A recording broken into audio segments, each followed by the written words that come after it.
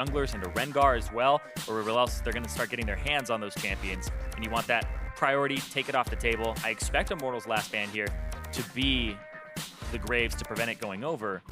Could be the Malzahar as well, which is very commonly banned. Just overall. But I do think these junglers, you know, they're both very talented, have been performing quite well for their teams, but last week was kind of the exception as well for some of these guys. Dardoch, in particular, he was the death leader last week, and statistically, he actually has had the worst performance of his career, having 2 games against Liquid and Envy, the bottom 2 teams, where he had 8 deaths, which is the most he's ever had in an LCS game. So, records being set all week long in the LCS, both North America and Europe. Malzahar left up, seems to be the premier support right now in professional League of Legends, and we see it banned all the time. It's going to be a quick first pick here for Lemonnation. It should set up the bot lane nicely. Yep, Shen going to be picked up as well on the other side. Lulu was expecting that one as well, because that's jumped up in priority very heavily, sometimes even first pick or first round here. So now Immortals have a composition that has a good, solid frontliner, and it has somebody for defense on the backline if FlyQuest do take any dive. Let's see if any more comes through in this one. 10 seconds to go to the next pick must come through in FlyQuest. Now you're going to actually blind pick. Oh no, sorry, not blind pick. I'm silly. Shen obviously picked in the top lane. I don't see top laners picked so early. I just like my brain went blind pick, but Ball's going to carry top against Flame. It's also, you get a lot of leeway here because you're doing a marathon. I had to do it last week, and it was my brain was mush. I had all of 1 hour of game time. I mean, just the insane amount of coordination required. I'm trying to make an excuse for you. Yeah, I don't deserve the excuse. No, I appreciate it, but I deserve the flack right now. Elise going to go alongside this one. I actually like the early Elise, by the way, because with Jay still on the table, most potential bot lane was being physical damage, and Graves in the top lane, you need magic damage somewhere. And making this Jay sort of be contested at some point, I think is worthwhile. It's going to be, of course, desynced roles, though. Caitlyn rounds out the bot lane for Immortals. And so I assume Jin and possibly Ashe will be the bans here from Immortals in the second round to make sure that they don't give one of those premier AD carries over to FlyQuest. They do play the Mordekaiser, though. Mordekaiser and Malzahar. Not so much the double Relic Shield lane that they would want with the combination, but it could be a Malzahar mid, you know. Crazier things have happened on FlyQuest. That's absolutely true. So Lisa, and of course, I really do like desynced bans because it lets you sort of look at what teams think the other team think is the best. Of course, no one's surprised that Jin and Ashe at the top of the table for Immortals, though keep in mind, they would have rather played Caitlyn than Jin or Ashe based on what they saw so far in the champ select, so that was a higher priority. Of course, FlyQuest took the Elise, and with Graves off the table, Rengar off the table, Lee Sin is added to the pool, and I wonder what they think is also important for the Immortals jungler. Maybe is it Olleh? Kha'Zix, actually. Okay. Yeah, Kha'Zix has dropped down and a lot, kind of fallen into obscurity where you look at junglers and you're like, all right, you know, maybe this is the one that is up there, and then you'll forget about it in the bans, and they'll go through, or even the picks. We've seen a few games that have been like that so far. But Elise, I think, is honestly approaching top tier recently, and especially when next patch comes around. And Gragas has come back in, and this time as a jungler. I know we were seeing a lot of Gragas top, and a lot of the complaints from top laners like, well, I just feel like I don't have a good late game, and you know, I don't quite have the same sort of power. And then Gragas jungle just sort of appears, and they're like, right, this champion was good ever. Okay, sure, like Kha'Zix was overpowered, and Rengar was overpowered, but like Gragas has been in like his current state for probably like 5 months or something, and 5 months is overstating it, but it's good to see him come back, though. And when we're talking about top laners not liking the later power in the jungle, it's all about that early power. It's about getting those body slam flashes, the guaranteed actual CC. And Dardoch, though this is a champion that he's actually loved and had a lot of success on in the past. We know him more for things like Rek'Sai damage, etc., but he was a very good Gragas player at the time, and he can pull off those new combos where you body slam, start the R ahead of time, and then get the stun into the knockback, even though the cast now has the cast time on it. Sure. Let's see what they're going to do with the next one here. Viktor going to be locked in for the mid lane, so FlyQuest do have their full lineup, and actually, it is a champ select without Jace, which surprises me a lot. Immortals, I think, actually need magic damage from somewhere, but they're going to go Katarina, actually. That is exciting. Pobelter bringing out Katarina mid. And there is not a lot of reliable CC on FlyQuest outside of the point-and-click Malzahar ultimate. Everything else is delayed or a skill shot. Yeah, and the skill shot, like you said, no point-and-click there. And so Pobelter, he could go off. Pobelter has actually not been performing well at all. People have been waiting for him to kind of step back up, but he actually leads mid laners for deaths right now. On the flip side, though, Hai actually leads leads mid laners for kills. Yep. He actually, I believe, leads the league for kills right now. Yeah. High is definitely doing a lot, and I really feel like this is a split where High has stood out as a amazing individual player. The compliments was always about his shot calling, and to a certain degree, that's actually gotten a bit worse. I don't think FlyQuest are definitively the best macro team in the league, whereas almost every other team piloted by High was for the last 3 years straight. I think it's no longer the case, but High as an individual player, I think maybe is like top 4 mid laners, just as a general player, like to put them on your team. High might actually deserve something about that High as far as praise is concerned. Yeah, and you look at his stats, a lot of them will tell you that story. Highest damage per minute in the league. He's #1 in solo kills in the league. He's #1 in kills in the league. Like, High is doing so much for this team. He does get a decent amount of help from Moon, but he is still the catalyst for most of the action in their games. All right, well, we'll see what's going to happen in this one as we are getting ready to load ourselves into the game. We can see the whole champ select is done, and all the players are ready to go. Moon and Dardoch, players that I want to watch very closely. They have been wildly inconsistent. They have single-handedly carried games. They have single-handedly lost games for their teams. This may as well be a 1v1 in some cases here. How the jungle matchup's going to go might determine a lot here. As we load ourselves into the Rift for game 1 of this series, FlyQuest wanted to hold on to a playoff spot in Immortals. Barely clinging on a 6, need to find some wins themselves. Exactly. If they start getting some wins, it's going to be much needed because their schedule does not get any easier. Immortals has to play in their last 6 games the top 5 teams. They have to play TSM, Cloud9, FlyQuest, Phoenix One, and Counterlogic Gaming. So it's not going to get easier than this. It's actually going to get harder, and it's going to be a real rough time, especially since they lost against Envy and TL, which were supposed to be wins that they were going to pick up if you look at the standings. Absolutely. They were supposed to win those, and they should have felt comfortable coming in this week, but no longer can they do that.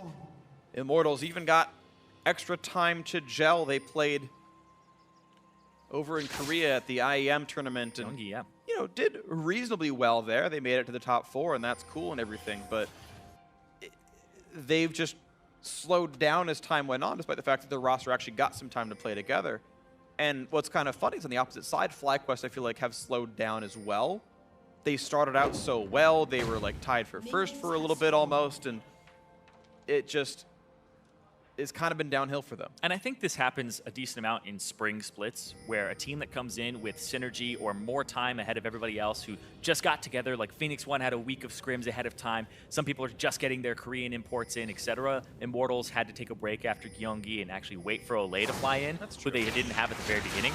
So these teams in spring split will be very inconsistent. So FlyQuest kind of rode along on the fact that they did have inbuilt synergy, that they had come up from Challenger minus Moon.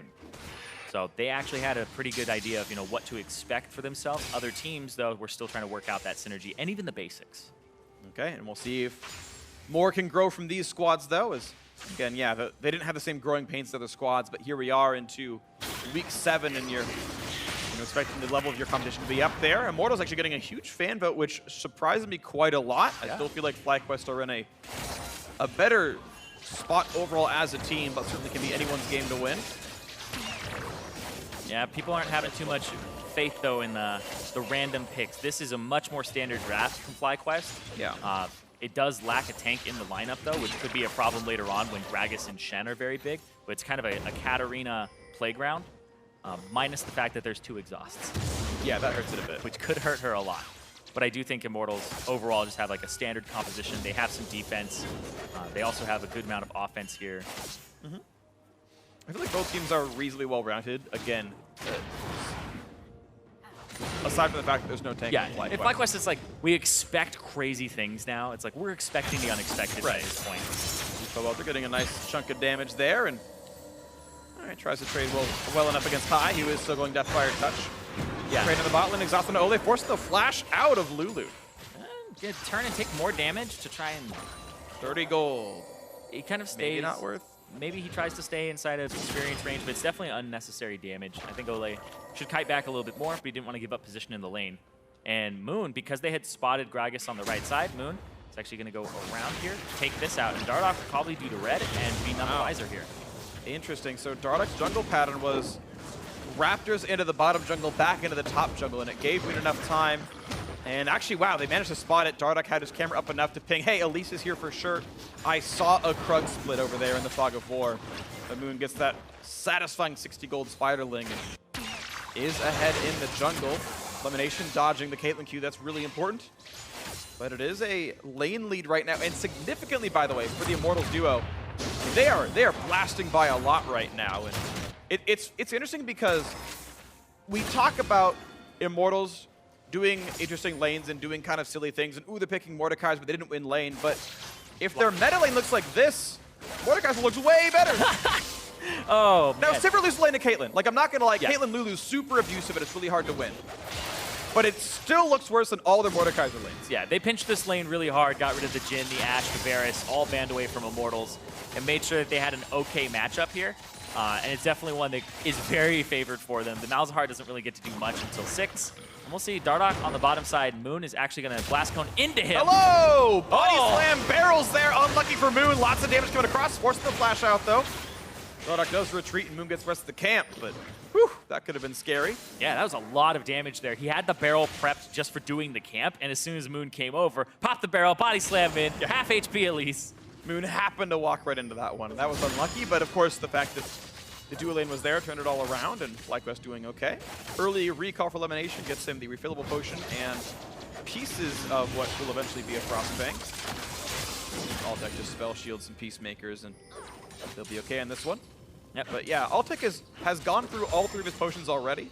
Cody Sun has not used his, and he went Doran's Blade, so I mean, it's going to be a long road ahead for Altec. Yeah, it's also double Warlords in the bottom lane here. It's the slightly nerfed one, not the one on 7.5, though. No, it's Fervor Sivir. Oh, sorry, Fervor, yes. Yeah, it's Warlords Caitlyn, which seem to be less benefited by the Fervor buffs, but actually, yeah, I know it feels bad to not have sustain in a bad lane, and to be honest, maybe you do take the weaker Keystone just because of the matchup, but it does mean Altec will have a bit more damage as time goes on. And the bottom lane still hasn't equalized yet. The mid lane is approaching that. The Deathfire Touch Viktor has been getting the better of this Katarina, but not to the point that she's actually starved of CS. She'll pick up 5 here if she perfectly CS's them. No, he's actually gets the Shunpo, but yeah, there we go. High goes for the damage, and it's going to deny the cast minions away from Pobelter, who is still chugging through potions and has already recalled once to stay alive in this lane. Yeah, and bought himself a Null Magic Mantle, so he'll have a good sustain. Dardoch on the bottom side of the map, Though, dead. Is he in range for Body Slam Flash? Not just yet. That'll block the Body Slam. Nicely done. And he staggers the spawns. You have to anyway. There's a cooldown now, but does not get beset. High actually gets pushed out of lane, so Pobelter will have a bit of an advantage here.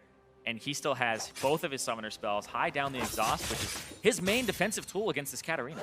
Yeah, Pobelter doing a good job using the Katarina ulti to get a big chunk down, and feels pretty good. Game is still very close in gold. Moon gonna absorb the mid lane wave. Intelligent to do so, but it does give Dardoch the clear signal to counter jungle. Of course, there's only one camp to steal. It's on the opposite side of the map, so might not do much for him. Tied game right now. The junglers have been trading blows back and forth. On an individual level, Moon is 150 gold up. So props to Moon for a better played early game. You may expect that with the priority on Elise, but still, making it happen is good. Immortals, of course, hard crushing the bot lane, and Ball is actually doing pretty well against Flame up top. Yeah, the counter matchup for the Gangplank, where if he survives the early parts of the game, like levels 3, etc., and starts getting those barrels and have a faster tick timer and being able to combo them and get more gold, he'll be good to go against the Shen, which really can't do much against him. Well, Dardoch looking to just drop a ward and says, ooh, that's going to get swept away before too long, but he's going to wanted to give some vision help. Yeah, stick around a little bit, and Flame can play to that side. So Dardoch will back, but there's still the threat that he's sticking around trying to bait. I know you want to clear that ward. So Moon will have to go do the blue buff, hand it off to High, and then he'll come towards the top to clear that ward, or at least cover while he clears the ward. And here comes the blue buff handoff. See if Moon can do it properly. Will he steal? Good job, High. There's always a chance. Red buff was on it. That's true. Interesting that. So Moon is preying off of the fact that Dardoch will be handing off the blue buff on the opposite side of the map. Will he even hand it off, or just going to be doing it on spawns? I mean, he's Probably doing it himself, because it's a Katarina mid. You don't get AP from it anymore. So yeah, he's going to pick it up for 10 himself. CDR. That's kind of useless. But hey, good job by Moon. Does get the counter jungle. It looks like actually a lot of the reason was there was a deep aggressive ward from his prior Tracker's Knife and saw, ooh, okay. Rapids a spawn. Dardoch's not here. I'm going to make this play. Nicely done by Moon. And you're right, Dardoch does get his blue buff, so those all line up the same. Playing to his safe side because Gragas is in that jungle. Now she's going to have the jump again pretty soon. Shen ulti to keep him alive, and here in. comes the play on the high, flashing forward. Taunt is there. Counter engaged. It's still going to be first blood through to Flame. Moon can't get much more. Has to repel. That was a well-aimed explosive cast, but you're right there back in this one. Double kill for Flame. Beautifully played by Immortals. Flame with the global shows up, and Pobelter actually bought enough time there. And that was interesting because Moon was trying to prey on the fact that his strong side of the jungle was that left side. So Pobelter was playing to it. Moon actually went towards it and almost got him, but then he jumps away and buys enough time with the Shun pose and then re-engages. Yeah, he even flashed forward to make sure the taunt target was there. Really beautiful stuff. We can watch this again. Yeah, so because Dardoch's in the jungle there, Pobelter, this is the safe side, jumps across, which is really unexpected that you do that because you expect to still stay on that side. But it just turns out, gets Flame to use the ultimate.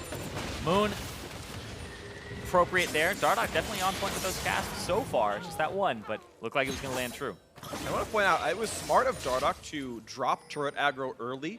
He could have tanked an extra turret shot if he wanted to, but there's an Elise coming from the rafters. If she Qs you, you die. And so Dardoch kind of balancing, holding aggro with not giving a kill away on the refresh. Very intelligent, actually. Really, really well done.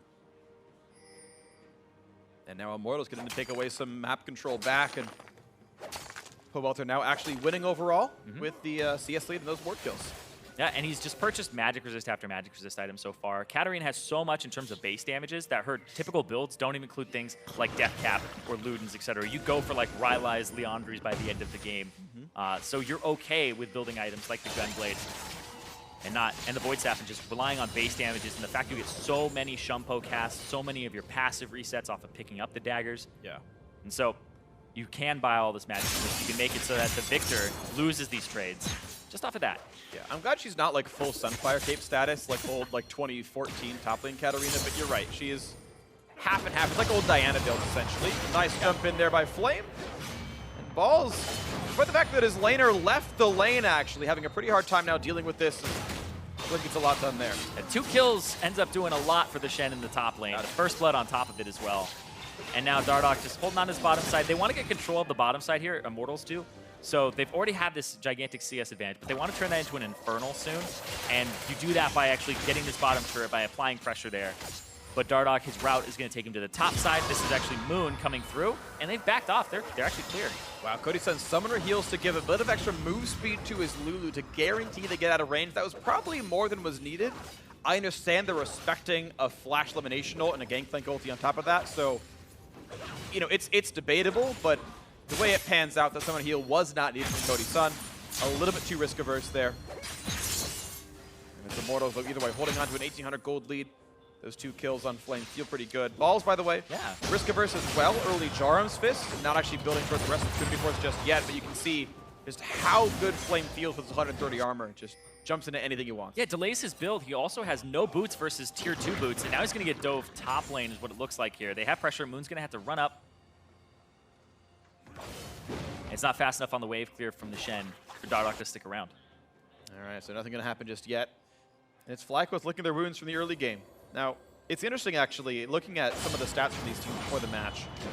FlyQuest typically lose in CS, and Immortals typically win in CS. The funny thing is, though, FlyQuest is typically ahead in gold, and Immortals typically down in gold from things like kills and turret takes. Oh, quick one! As Dardoch gets the steal away, dances a little bit, and there's the taunt. No way out for Moon. Goodbye. He has waned again. 0-2 on the Elise. The chase is there for Altec. Wimsy's not going to be enough. Somebody he was already burned. He should be a Q in range. There's the shot. Cody Sun does not juke it. And I bet you he wishes he had the thunder. Lemonnation knocks him over the wall. He's going to look for a bit of a disengage as High is there with Pobelter. Now it is worth noting that the initial cast of High's ulti will stop channels. It is a momentary silence, but now Altec just beset under the turret. Quick kill comes through to Olleh.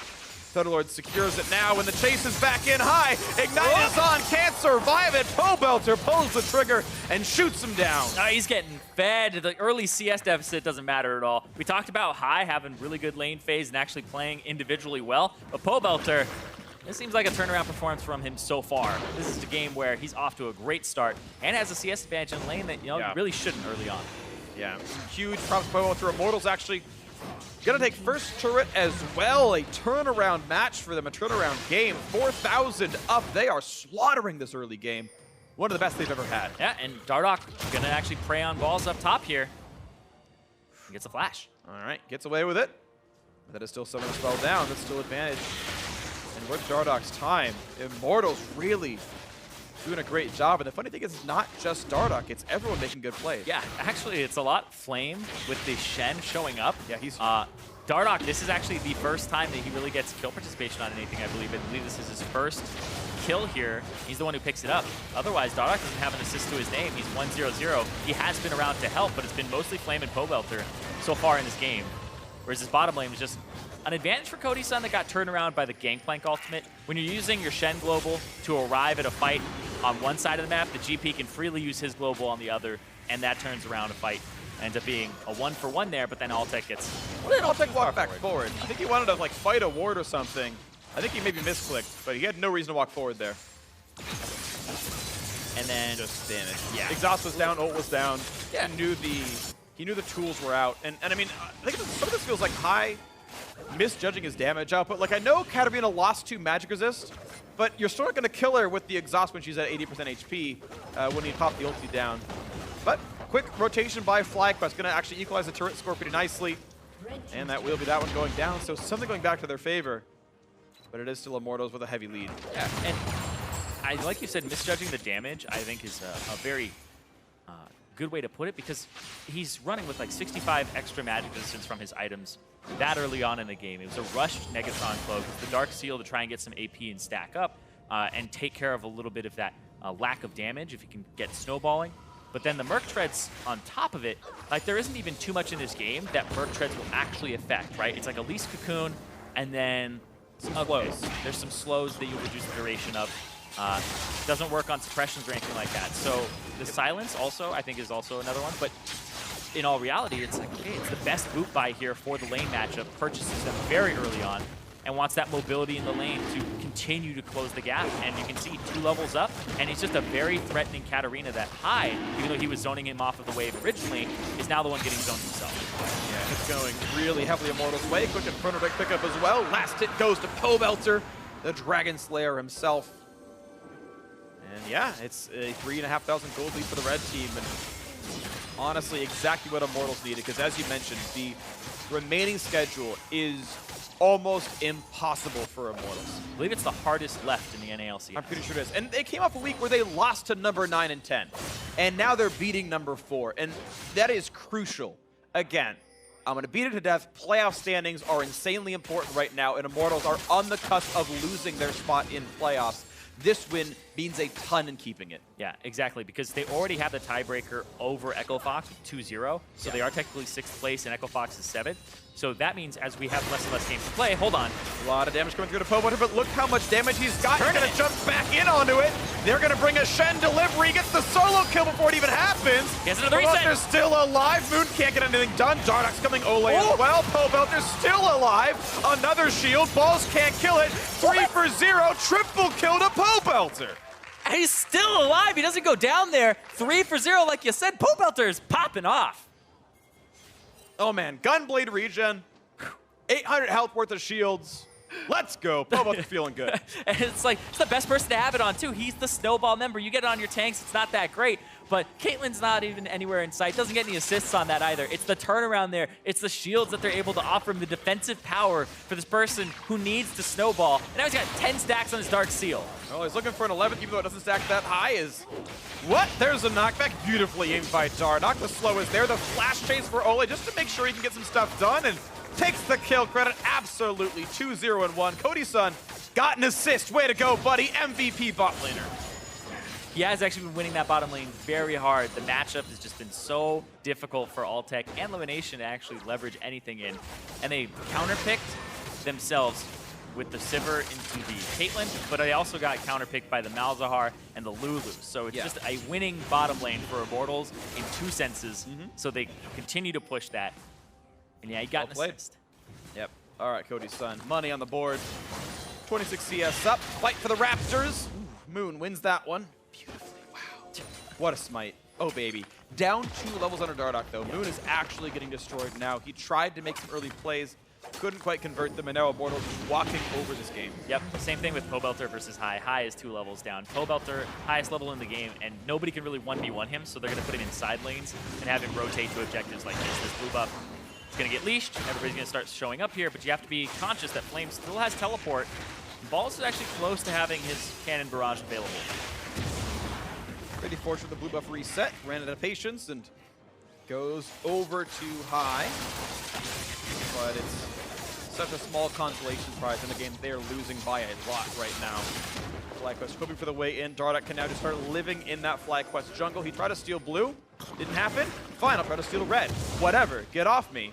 Takes the red. This there. He's going to find Moon. Or a Spiderling. From Moon. Still finds him. Yep. They see each other. They cross paths. They say, I see you. I know what you did last summer. Very old movie.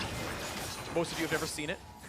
Oh man, we're getting to that point. Like I just had my birthday and I'm like, oh man, what was happening 10 years ago? Hold on, High. Oh, High taking a bunch of damage down. He goes into the turret. Suppression means nothing against Dardoch.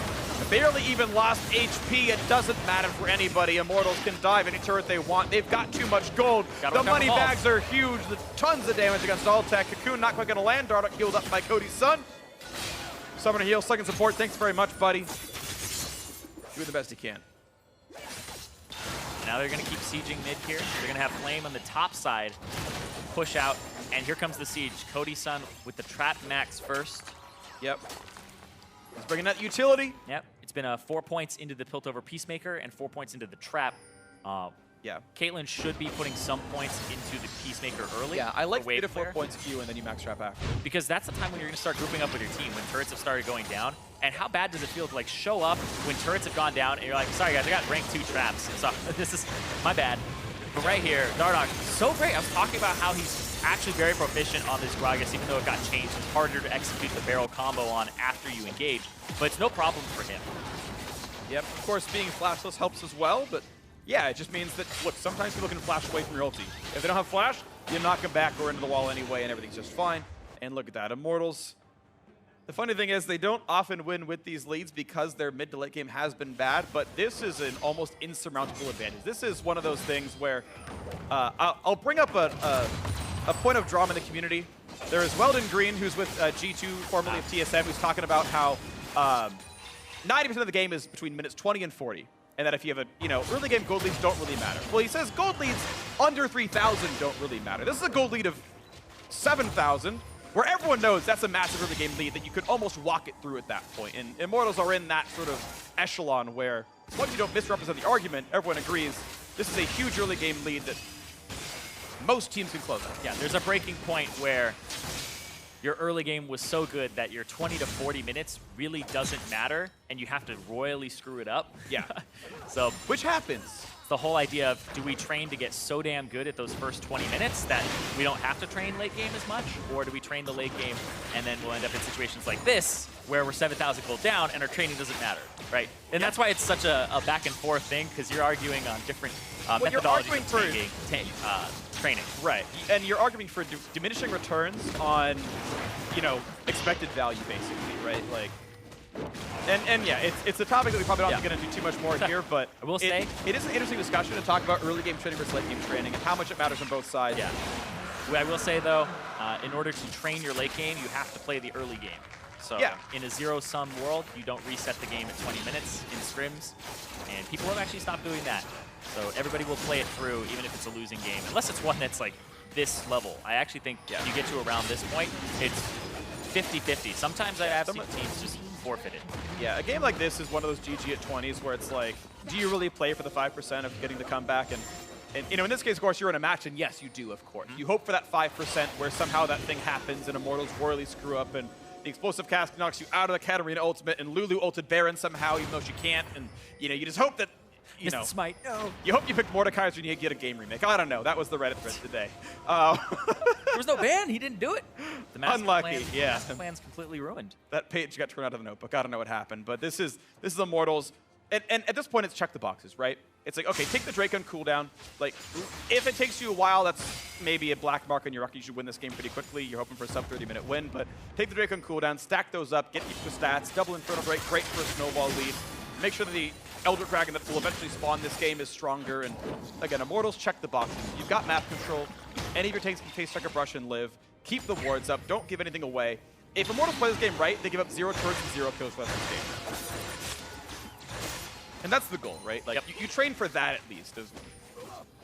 Test yourself that you can play it right. It's going to mean more and more as they have to play those top teams that will punish them.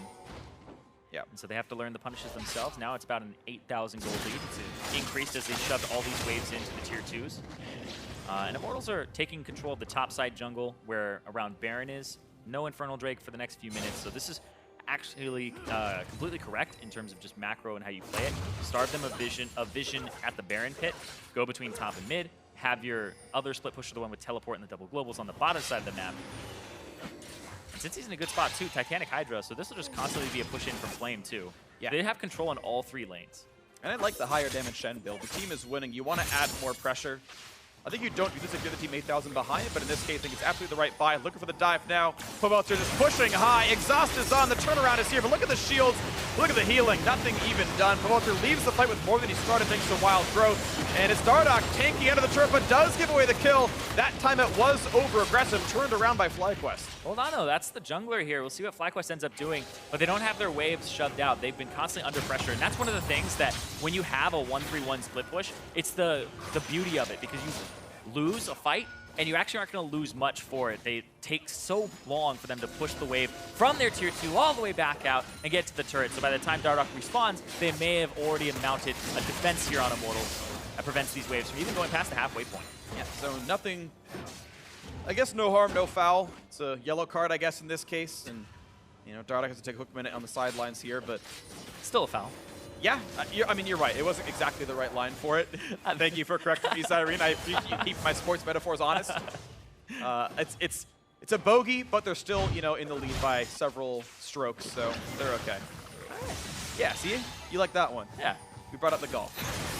Pobelter, yeah, jumps in, has the dagger stone, and just so much defense.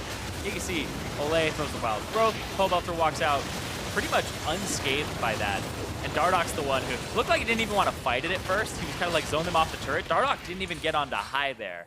So he kind of got sold out. Yeah.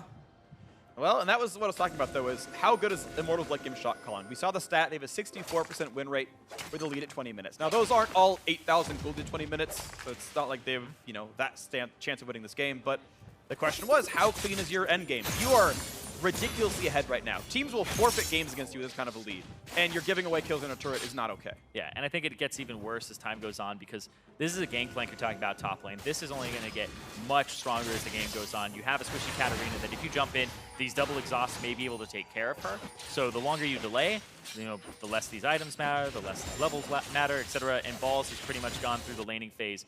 The least messed up member here from FlyQuest. He hasn't really had much attention on him. He's got a positive KDA. That's pretty reasonable. Yeah, he's got some tank killing, right? Lord Dominic's is in. Yep, went for their Dominic's, the Sterix as well, so he has the multiplier on the Trinity Force Spellblade passive. So it's a 300% when he's underneath a certain threshold. Sure. Definitely some meaningful damage here. We'll see if he can keep it moving. Of course, with the Lord Dominic's health conversion to damage nerf, the Sterix actually fights him a little bit. He doesn't do as much as he would to people like Dardoch and Flame. But it's Pobelter split pushing, covering the turret health bar with his own, but he takes it down all the same.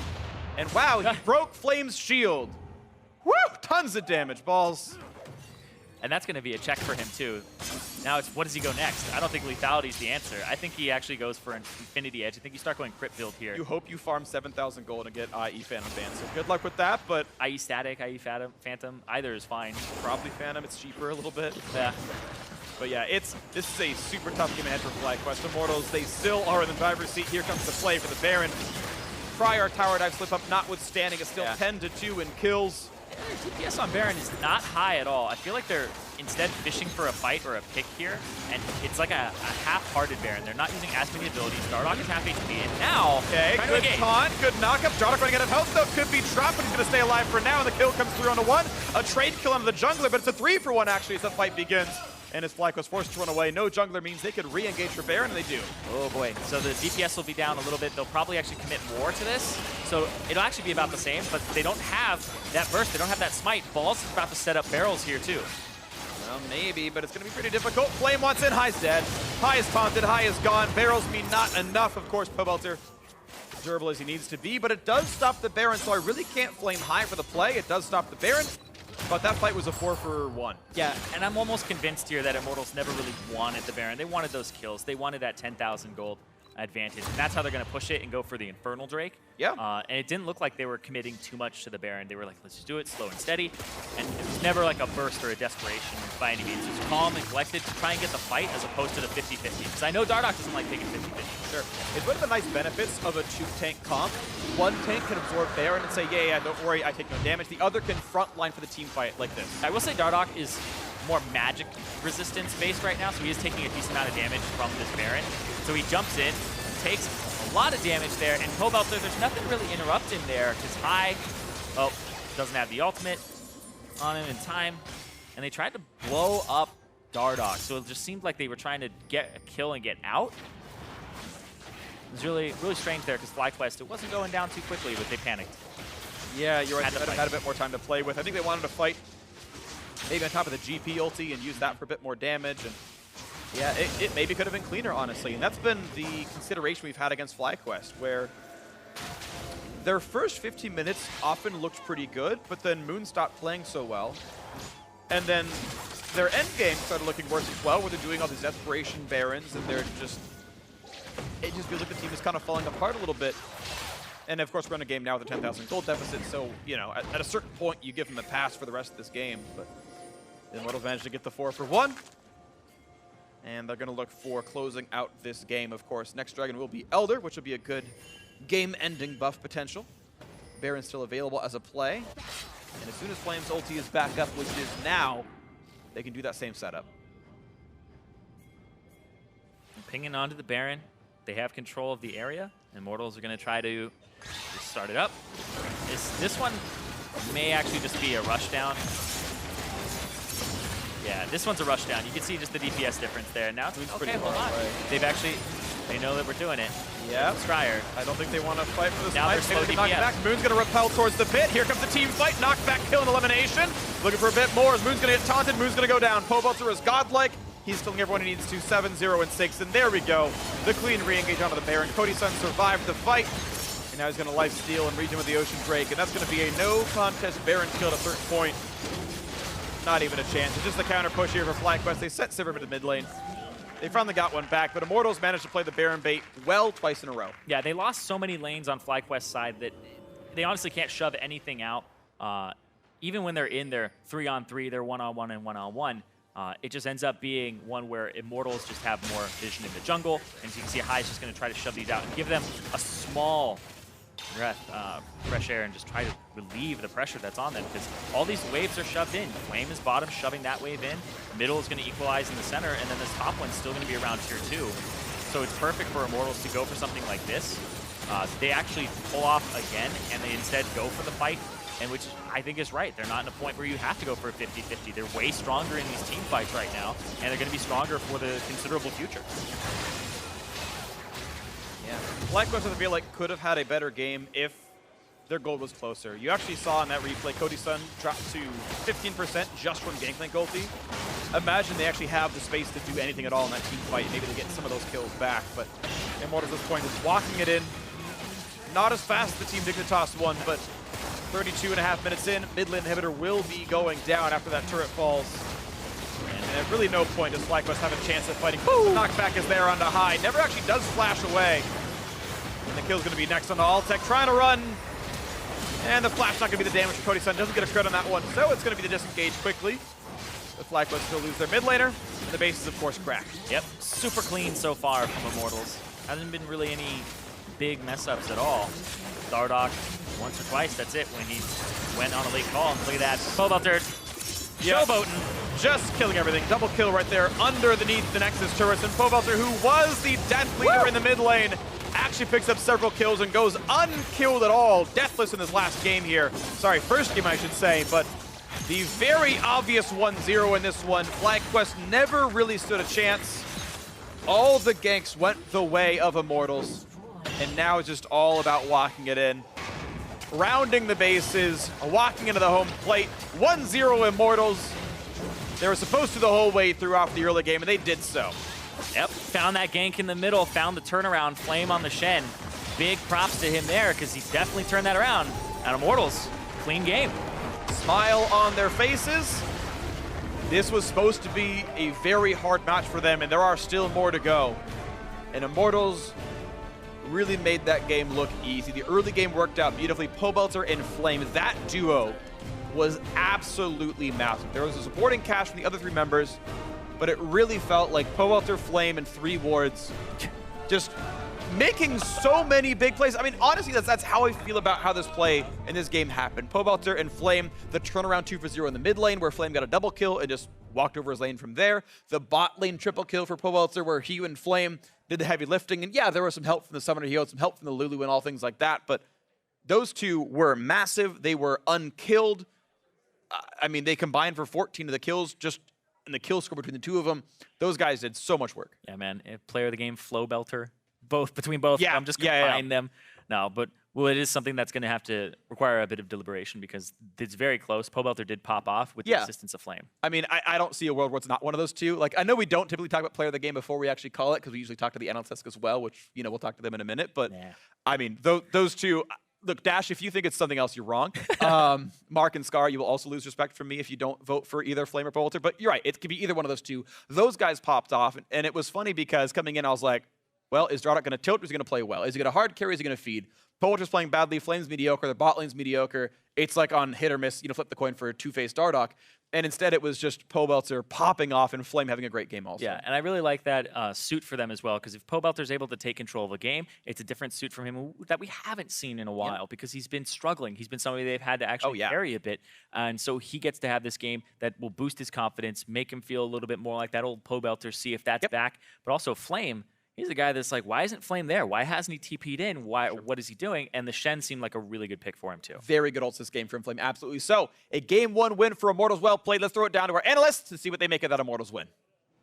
Thank you very much, gentlemen. Immortals getting the victory here over FlyQuest in Game 1. Really dominant game here. We saw the Katarina get rolling, and that spells disaster for FlyQuest. So instead of analyzing the entirety of the game, I want to focus in specifically on the composition that Immortals crafted and how they found success with it, building around this assassin in the mid lane. Right. So when you pick something like Viktor's not a really safe blind pick mid. It opens yourself up to assassin picks. Like the most obvious ones are Echo, Fizz, and Katarina, right? I think that Immortals, what happens is when you pick an assassin, you also want some coverage for her, whether or not, because she can't be the first one in, so you gotta have someone either initiate for her or make sure that she's healthy enough or has enough shields that way she can initiate herself. So in this game, they overlap the assassin with the Shen and with the Lulu to make sure that if they did CC the Katarina, she would live long enough to where she could still pop off in these team fights. And they still have potential for engage from Gragas as well. So they do have another character that is comfortable jumping into the fight first if need be. Yeah, I think that was an important part of the draft was that we saw that they did target a lot of bans at Dardoch. He still got the Gragas, still made a lot of plays in the early game. He went over the wall once. A little surprised to find him on the Krugs there, but then he had another invade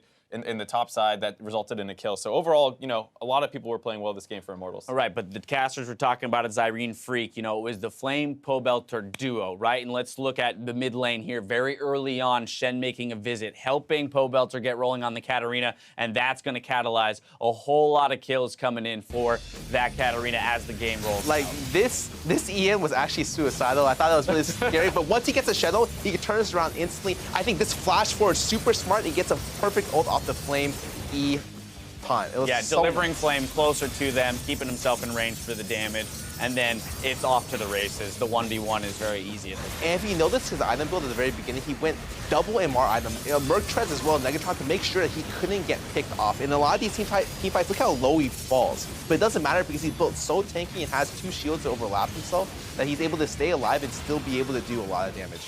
Yeah, and another thing I like about this team comp is the way it was all set up, starting with the Shen, Lulu, Kate, that can really transition into a lot of different comps. So I thought that was great overall. And then once they see the Viktor, it's kind of like the go to say, let's take an assassin and start trying to run this game over. I will say, though, it's still kind of risky, and especially because you're building around Pobelter, right? The guy who hasn't been playing super well throughout the season. So you're making an entire team comp around the player who's been, for the most part, bottom of the league in his position. However, like, this was a great game for Pobelter. He went he got like started the game 5-0, and Flame was able to assist him super well. Right, you mentioned that he hasn't been playing well or super well up to this point in the split, but is this kind of transition in strategy maybe what they need in order to unlock him to play better this split? Sometimes it's just simply a playstyle change that can really help a player, you know, return or come into his own, you know, on the Rift. Yeah, playstyle, confidence, whatever it is, because I think we know Pobelter's a good player. We've seen it for years now. So maybe it is just figuring out what works for him. Stop trying to play exactly the meta. If this counter pick is something he's very confident on and you can build a comp around it, then fine, go for it. I think that's something that can help him a lot moving forward, because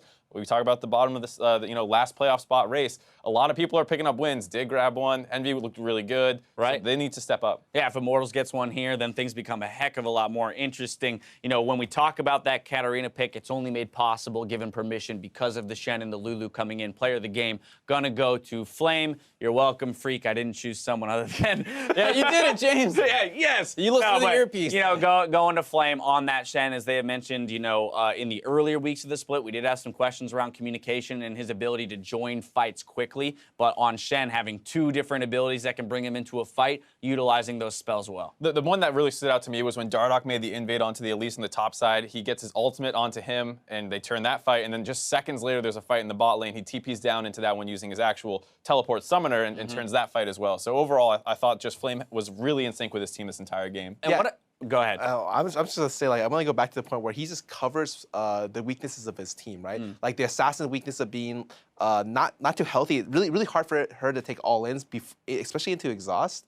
All the kills that Pobelter did, except for the one solo kill, were made possible because of Flame. Yeah, real quick, let's flop over to FlyQuest, because this is the team that's on a 3-match slide here, right? If they lose today, that'd be 4 in a row. But this was a team that at the beginning of the split, we were also surprised to see how well they were doing. Give me your thoughts here, you know, as we move into the last couple weeks of the season. FlyQuest, what do they need to change? Where do you expect them to, what's not working? How do they get out of this funk? I think Moon was a real big surprise at the start of the season, and now that he's kind of like maybe come down back to earth a little bit, I don't think his relative skill has decreased that much, but other junglers have gotten a lot better and teams are starting to work well together a lot more. I just have to correct myself real quick. I said 4th in a row. Today would be their 3rd in a row. They did beat Envy at the beginning of last week. Even still, it's like 1 and 4, 1 and 5. Yeah, even still, a number of losses recently for FlyQuest. Your final thoughts? Yeah, it's just, I think their draft phase really came apart. For a while, we were talking about, oh, these counter picks are so great. It sets them up to do really weird stuff in the draft. It seems like either they got too weird or maybe it was just the meta changing on them. But as soon as people stop having to ban those 3 red side champions, you know, LeBlanc, Rengar, every single game, it feels like they've fallen apart since then. Yeah, either way, I gotta say, today, looking at the matchups that were on the table, things seemed cut and dry coming in, and now everything's up in the air in terms of the way the games are actually falling on the day of the matches. We'll see if FlyQuest can bounce back after the break. Their Game 2 versus Immortals is coming up when we return.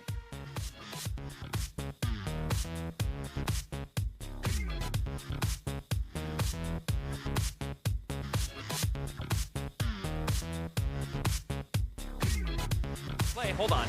A lot of damage coming through to Pobelter, but look how much damage he's got. He's going to jump back in onto it. They're going to bring a Shen delivery. He gets the solo kill before it even happens. He has another reset. Pobelter's still alive. Moon can't get anything done. Dardoch's coming Olleh as well. Pobelter's still alive. Another shield. Balls can't kill it. 3 for 0. Triple kill to Pobelter. We're